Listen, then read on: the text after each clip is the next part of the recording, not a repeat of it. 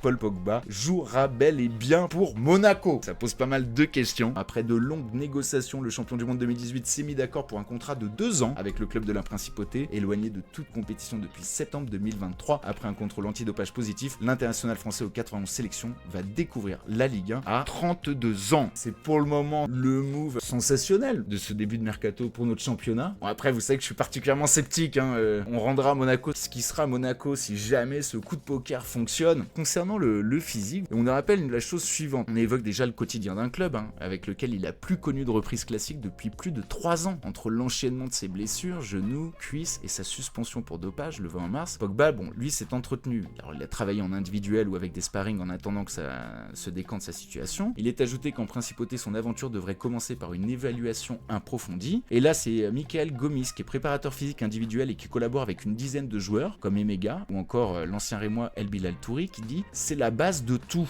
Il faut se faire une idée de ses articulations, de ses muscles, faire des tests sanguins, évaluer aussi le physique, masse graisseuse et musculaire, travail de force, de mobilité, tests explosifs sur les sauts, l'équilibre, la VMA, etc. L'idéal serait de réaliser une évaluation mentale pour voir comment il a digéré ces 2 ans et demi sans football. Telle période d'examen qui peut prendre jusqu'à 10 jours permettrait alors au staff de savoir à quoi s'en tenir avec Pogba et s'il sera en mesure de jouer rapidement avec une charge de travail relevée crescendo. En tout, ça devrait prendre 3 ou 4 mois. Il y a quand même une somme d'incertitude avec ce transfert. En plus de la question physique, il y a aussi l'aspect mental. Après ce qu'il a traversé, je pense que c'est le genre de choses, si tu veux, même avec beaucoup d'empathie, tu peux pas t'imaginer ce qu'il a vécu et quelles en sont les conséquences. Mais c'est pour ça que pour ma part, j'ai en tout cas un doute sur ces 2 aspects fondamentaux que sont le mental et le physique.